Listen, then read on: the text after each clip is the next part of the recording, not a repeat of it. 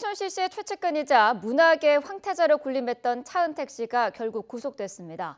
이로써 차 씨의 개인 비리뿐만 아니라 국정농단과 문화예술계에 걸친 비리 의혹에 대한 수사에도 속도가 붙을 전망입니다. 특별수사본부에 나가 있는 중계차 연결하겠습니다. 김승환 기자. 네, 서울중앙지방검찰청에 나와 있습니다. 네, 차은택 씨 지난 8일 전격 귀국하면서 체포됐는데 구속 상태에서 조사를 받게 됐죠.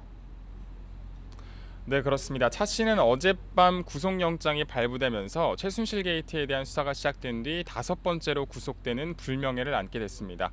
법원은 범죄 사실이 소명되고 구속의 사유와 필요성이 인정된다며 차 씨에 대한 구속영장을 발부했습니다.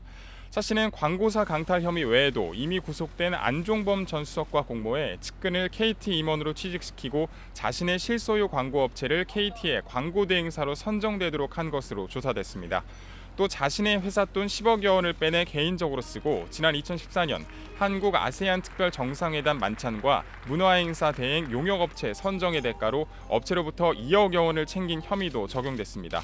차 씨가 실제 인사청탁을 하고 정상회담 행사에까지 관여한 사실이 드러난 만큼 검찰은 개인 비리뿐 아니라 국정농단 개입 등에 대해서도 집중적으로 조사할 방침입니다.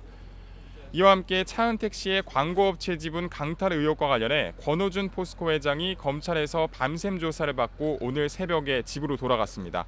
권 회장은 차은택 씨 측의 지분 강탈 정황이 드러난 포스코 옛계열사 광고업체의 매각을 최종 승인한 인물입니다.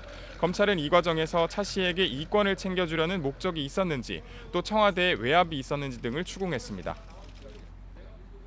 네, 각종 의혹이 제기될수록 박근혜 대통령과의 연관성이 빠지지 않고 등장하는데 박 대통령을 직접 불러서 조사할 수 있다 이런 관측도 나오고 있습니다. 여기에 대한 수사팀의 입장은 어떻습니까?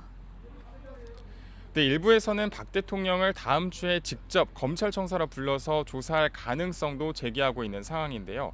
하지만 현직 대통령에 대한 수사 전례가 없었고 이명박 전 대통령이 당선인 신분으로 검찰 조사를 받았지만 방문 조사 형식이었기 때문에 현실적으로 소환 조사는 쉽지 않은 상황입니다. 수사팀은 박 대통령의 직접 소환 가능성에 대해서 너무 앞서 나가는 것 같다며 조사 경과 등을 두고 봐야 한다는 입장입니다. 하지만 어떤 방식으로든 조사는 불가피해 보여서 최순실 씨가 기소될 것으로 보이는 오는 20일 전후 박 대통령에 대한 조사가 이뤄지지 않겠냐는 관측이 나옵니다. 다만 현직 대통령을 2번 조사하기는 힘든 만큼 전반적인 수사가 마무리된 상황에서 진행한다는 계획이라 조사 시기는 더 늦어질 수도 있습니다. 지금까지 서울중앙지검에서 YTN 김승환입니다.